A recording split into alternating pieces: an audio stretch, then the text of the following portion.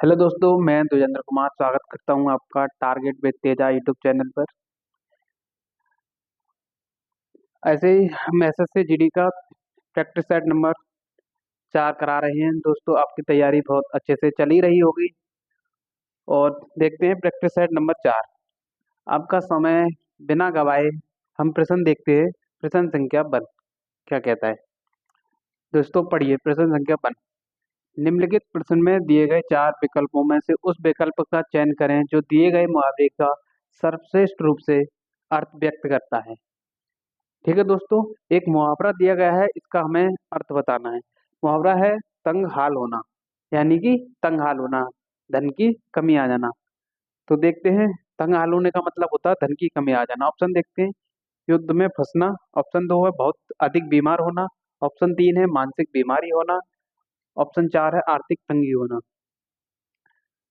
तंग हाल होना मतलब आर्थिक तंगी आना। इसका राइट आंसर ऑप्शन नंबर 4। ठीक है दोस्तों, समझ में आ गया होगा। आगे देखते हैं प्रश्न संख्या 2। प्रश्न संख्या 2 है, दिए गए वाक्य में रेखांकित शब्दों के लिए सही शब्दों वाले विकल्प का चयन करें।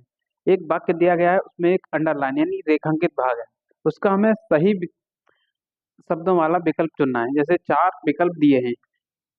वाक्य है, कैदियों को कुत्ते की तरह घसीटा गया। क्या है? कैदियों को कुत्ते की तरह घसीटा गया। ऑप्शन है, पहला ऑप्शन है कैदियों के कुत्तों के तरह घसीटा गया। ऑप्शन 2 है कैदियों को कुत्तों की तरह घसीटा गया। ऑप्शन 3 है परिवर्तन की आवश्यकता नहीं है।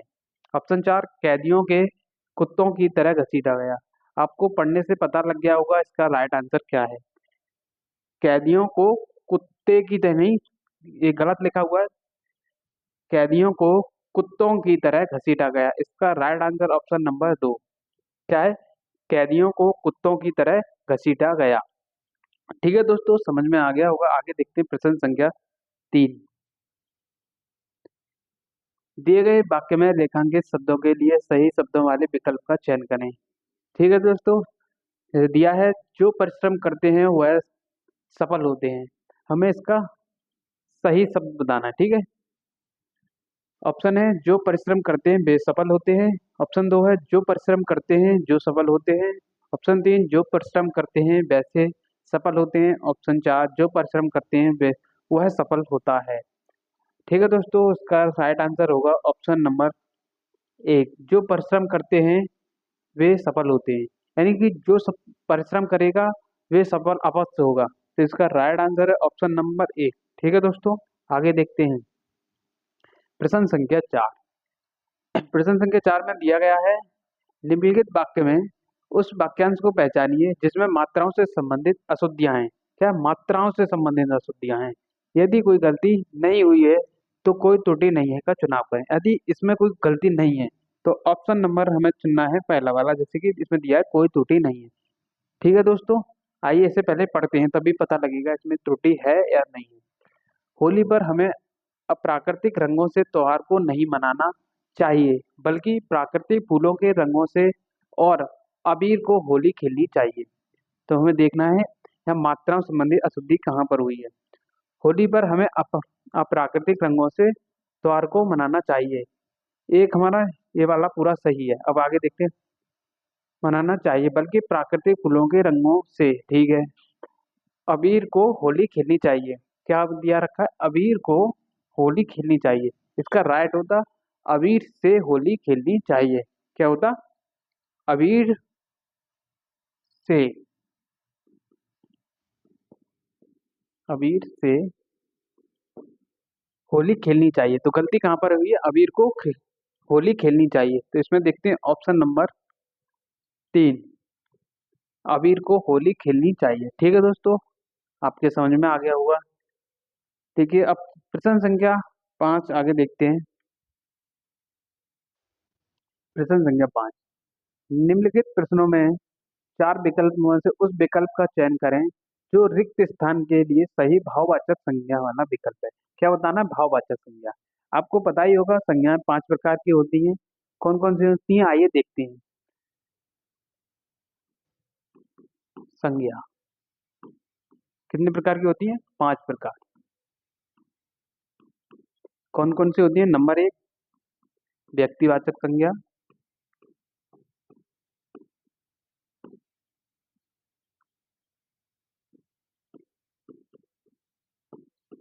नंबर 2, जातिवाचक संज्ञा।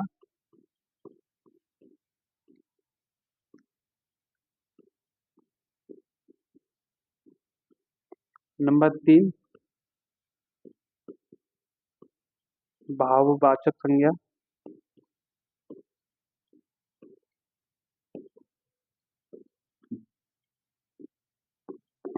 नंबर 4,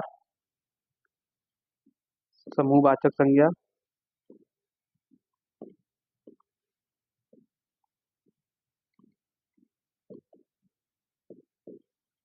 नंबर 5, द्रव्यवाचक संज्ञा।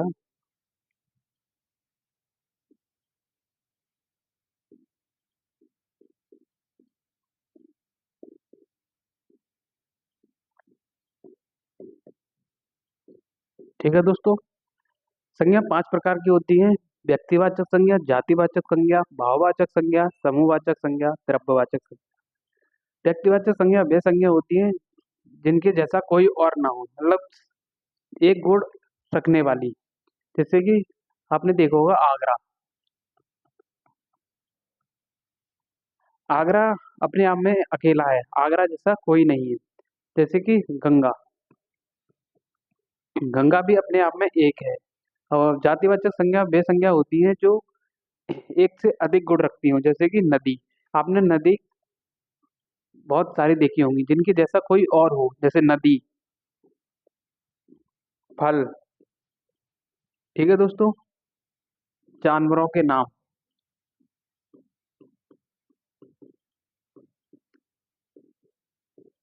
भाववाचक संज्ञा, भाववाचक संज्ञा वे संज्ञा होती हैं जिन्हें हम महसूस कर सकते हैं, देख नहीं सकते। क्या महसूस कर सकते हैं? जैसे कि आपने देखा होगा, हम भाववाचक संज्ञा को एक प्लेट में परोस नहीं सकते, ठीक है, केवल और केवल महसूस कर सकते हैं। जैसे बुलावा।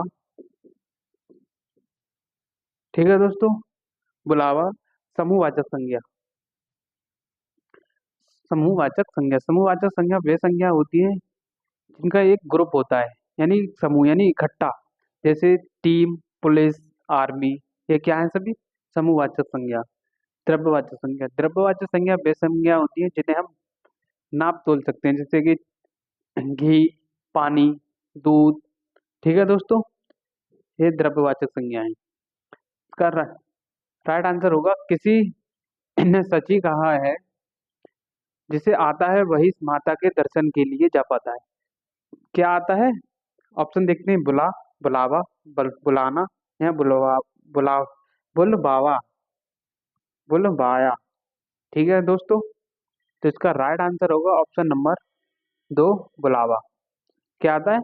किसी ने सच ही कहा है, जिसे बुलावा आता है वही माता के दर्शन के लिए जा पाता है। ठीक है दोस्तों, आगे देखते हैं प्रश्न संख्या 6। दिए गए विकल्पों में से उस शुद्ध वर्तनी वाले विकल्प का चयन करें। क्या बताना है हमें? शुद्ध वर्तनी। ऑप्शन देखने हैं, मेरी प्रार्थना स्वीकार करें। ऑप्शन 2 है, आग लगने का कारण सब नष्ट हो गया। ऑप्शन 3 है, मृत्यु पर किसी का बस नहीं चलता। ऑप्शन 4 है, किसकी तैयारी कर रहे हो। क्या? किसकी तैयारी कर रहे हो? ऑप्शन दे पढ़ लिए, अब देखते हैं इसमें त्रुटि कहाँ पर हुई है, यानी कि अशुद्धि, अशुद्धि कहाँ पर है। तो अब देखिए, मेरी प्रार्थना स्वीकार करें, आगे है आग लगने का कारण। तो ये क्या है? आग लगने का। तो क्या होता है? आग लगने के कारण, आग लगने के कारण सब नष्ट हो गया। आगे देखते हैं, मृत्यु पर किसी का बस नहीं चलता। तो क्या है? मृत्यु। मृत्यु कैसे लिखते हैं? मृत्यु पर किसी का बस नहीं चलता। ठीक है दोस्तों, आगे ये वाला भी गलत है, ये भी गलत है। आगे देखते हैं, किसकी तैयारी कर रहे हो। तो तैयारी कैसे लिखते हैं? तैयारी। तो ये वाला भी गलत है। तो राइट आंसर ऑप्शन नंबर 1, मेरी प्रार्थना स्वीकार करें। ठीक है दोस्तों, समझ में आ गया होगा। आगे देखते हैं प्रश्न संख्या 7। प्रश्न संख्या 7 में दिए गए वाक्य में उस देशज विदेशज शब्द का चयन करें, रिक्त स्थान की पूर्ति कीजिए। यानी कैसा, देशज और विदेशज। देशज शब्द वे शब्द होते हैं जिनकी किसी देश में ही उत्पत्ति होती है। विदेशज शब्द वे शब्द होते हैं जिसे किसी अन्य देश से ग्रहण किया गया होता है। ठीक है दोस्तों, तो दिया है वाह, वाह तुम तो बहुत बड़े बन गए। वाह तुम तो बहुत बड़े बन गए, क्या बन गए और देखते हैं। नीलाम, थिएटर, लालटेन, अफसर। तो क्या बन गए, वाह तुम तो बहुत बड़े अफसर बन गए। तो राइट आंसर ऑप्शन नंबर 4। ठीक है दोस्तों, समझ में आ गया होगा। आगे देखते हैं प्रश्न संख्या 8। प्रश्न संख्या 8 है, दिए गए वाक्य वह वाक्य याद करें जिसमें कोई त्रुटि है। ठीक है दोस्तों, आगे पढ़ते हैं। विद्वानों के बीच बोलने का उत्साह भला कौन ही करेगा। क्या, विद्वानों के बीच बोलने का उत्साह भला कौन ही करेगा। तो विद्वान के बीच बोलने का उत्साह नहीं होता है, क्या होता है। इसका राइट होगा, विद्वानों के बीच बोलने का साहस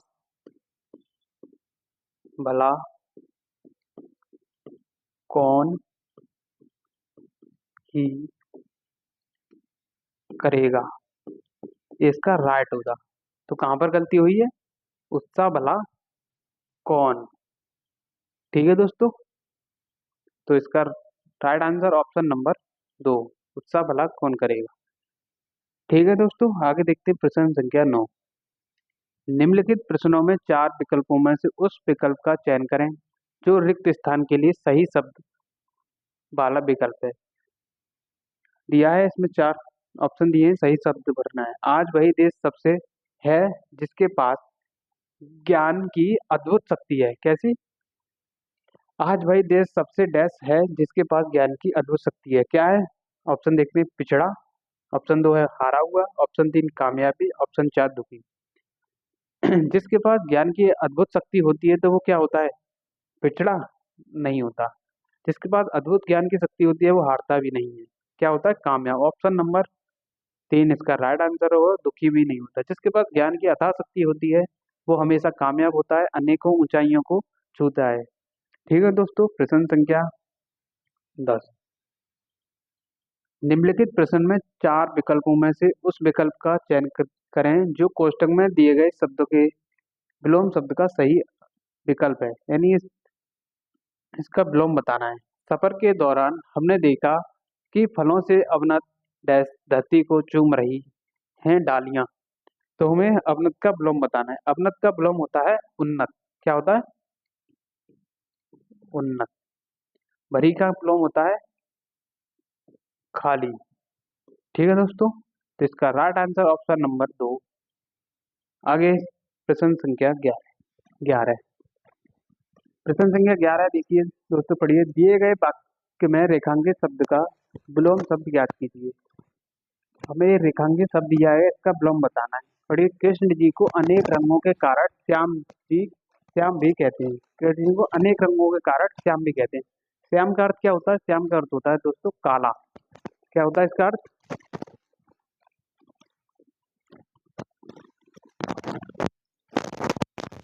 काला।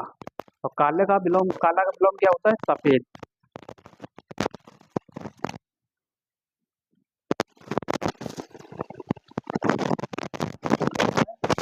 सफेद। ठीक है दोस्तों, और सफेद ऑप्शन में सफेद आपको नहीं दिखाई दिया होगा। तो जैसे ही श्याम सफेद का मतलब होता है अर्थ श्वेत।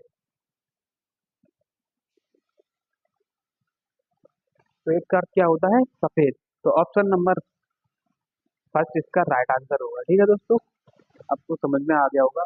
व्यास, व्यास का विलोम होता है दोस्तों समास। कहना श्याम कृष्ण का पर्यायवाची होता है। ठीक है, जंगम का विलोम क्या होता है दोस्तों, स्थावर। ठीक है दोस्तों, आइए देखते हैं प्रश्न संख्या 12। निम्नलिखित प्रश्नों में दिए गए चार विकल्पों में से उस विकल्प का चयन करें जो दिए गए मुहावरे के अर्थ को सर्वश्रेष्ठ रूप से व्यक्त करता है। एक मुहावरा दिया गया है, इसका हमें अर्थ बताना है। मुहावरा है कहा सुनी होना। अब क्या है दोस्तों, कहा सुनी होना। कहा सुनी होना का मतलब होता है लड़ाई होना। आपने देखा हो अक्सर गांव में, आपके आस पड़ोस में कहा सुनी होती रहती होगी, यानी कि लड़ाई होती रहती होगी। तो कहा सुनी होने का मतलब होता है, ऑप्शन दिए हैं दुखी हो जाना, ऑप्शन दो है बस ना चलना, ऑप्शन तीन है वाद विवाद होना, ऑप्शन चार है प्यार जताना। कहा सुनी होती है तो हम दोस्तों प्यार जताना, प्यार जताते हैं कभी नहीं जताते। दुखी होते हैं नहीं होते। कहा सुनी होने का मतलब क्या होता है बस ना चलना, गलत। और कहा सुनी होने का मतलब होता है वाद विवाद करना, यानी लड़ाई होना। क्या है इसका राइट आंसर? ऑप्शन नंबर तीन इसका राइट आंसर है। ठीक है दोस्तों, समझ में आ गया होगा। आगे देखते हैं प्रश्न संख्या 13। निम्नलिखित प्रश्न में चार विकल्पों में से उस विकल्प का चयन करें जो कोष्टक में दिए गए शब्द के पर्यायवाची शब्द का सही विकल्प नहीं है। क्या है बताना है दोस्तों, नहीं है। हमें विशेषकर नहीं हो मतलब प्रश्न को अच्छी तरह से पढ़ना होता है, तब इसका आंसर देना होता है। जैसे बहुत से बच्चे क्या करते हैं, पर्य शब्द का पर्यायवाची बताना है तो देखेंगे आम, तुरंत आंसर पहले ही रखा होगा, टिक करेंगे, वो आंसर क्या हो जाएगा, गलत। पढ़ते हैं, मेरे परिवार में सभी को आम डैश खाना बहुत पसंद है। तो आम पर्यायवाची बताना, ठीक है, आम का। तो आम का पर्यायवाची क्या होते हैं? रसाल,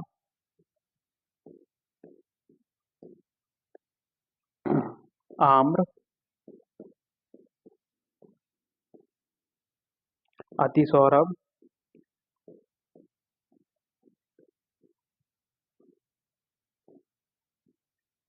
फलराज। ठीक है दोस्तों, देखते हैं ऑप्शन नंबर, रसाल, अतिसौरभ, फलराज। मगर अंकुशी नहीं होता। ठीक है दोस्तों, समझ में आ गया होगा। अंकुशी मतलब अंकुश का पर्यायवाची होता है, किसका? अंकुश। पाबंदी, नियंत्रण। ठीक है, अंकुश के पर्यायवाची हैं अंकुशी, अंकुश, पाबंदी, नियंत्रण, रोक। ठीक है दोस्तों, आइए आपके समझ में आ गया होगा। आइए देखते हैं प्रश्न संख्या 14। प्रश्न संख्या 14 दिया है, निम्नलिखित प्रश्न में चार विकल्पों में से उस विकल्प का चयन करें जो कोष्टक में दिए गए शब्द के पर्यायवाची शब्द का सही रूप होगा। कोष्टक में हमें एक शब्द दिया गया है, उसका हमें पर्यायवाची बताना है। क्या दीजिए? इकट्ठा। आज की सभा में सिर्फ कुछ ही लोग इकट्ठा हुए थे। इकट्ठा का पर्यायवाची बताना है। ठीक है दोस्तों, तो इकट्ठा का पर्यायवाची बताना है। ऑप्शन नंबर है, चार ऑप्शन दिए हैं, ऑप्शन देखो। पहला है स्वीकृत, आदर, समावेश, संकलित। ठीक है दोस्तों, आइए देखते हैं। इकट्ठा का पर्यायवाची आपको बताना है। इसके पर्यायवाची होते हैं संग्रहित, एकत्र, संवेद। ठीक है दोस्तों, तो इसका राइट आंसर होगा ऑप्शन नंबर तीन, संवेद। आपके समझ में आ गया होगा। ठीक है दोस्तों, आगे देखते हैं प्रश्न संख्या 15। दिए गए वाक्य में तत्सम शब्द का चयन करके रिक्त स्थान की पूर्ति कीजिए। क्या बताना है? तत्सम शब्द बताना है। चार ऑप्शन दिए गए हैं, इसमें से हमें तत्सम शब्द, तत्सम शब्द वे शब्द होते हैं जो हम हिंदी में संस्कृत से ज्यों का त्यों उनका प्रयोग करते हैं। और ठीक है दोस्तों, जैसे दिया है भिखारी को दे दो। भिखारी को क्या क्या दे दें? भिखारी को भीख दे दो। तो भीख कैसा शब्द है? एक तद्भव शब्द है। जैसे तत्सम और इसके हैं तद्भव। जैसे भिक्षा क्या है? एक तत्सम शब्द है, और इसका तद्भव क्या होता है? भीख। जैसे गोधूम। गोधूम क्या है? एक तत्सम शब्द है, इसका तद्भव क्या होता है? गेहूं। जैसे गोमय। गोमय क्या है? तत्सम शब्द है, इसका तद्भव क्या होता है? गोबर। ऐसे ही दोस्तों, ठीक है दोस्तों, तो इसका भिखारी को भिक्षा दे दो। ठीक है। भ्रमर का तद्भव तद्भव होता है भौरा। भूखा होता है भौं। ठीक है दोस्तों, समझ में आ गया होगा। आपका राइट आंसर ऑप्शन नंबर एक। ठीक है। आइए देखते हैं प्रश्न संख्या 16। एक गद्दान दिया गया है, इस गद्दान से पढ़ने के बाद अब चार ऑप्शन है, उन चार ऑप्शन में से हमें देखना है इसमें सही उत्तर इसका क्या होगा। एक गद्दान में से पढ़िए, पढ़ने के बाद जैसे आपको दिया है एक, तो एक वाले प्रश्न में इनमें चार ऑप्शन दिए गए हैं, वो इनमें देखकर हमें रखना होता है। ठीक है। पढ़िए, इतिहास साक्षी है कि किसी राष्ट्र का गौरव तभी रहता है, तो गौरव तभी रहता है, क्या रहता है? ऑप्शन देखते हैं, चेतन, निद्रा, प्रतिष्ठा, जागृत।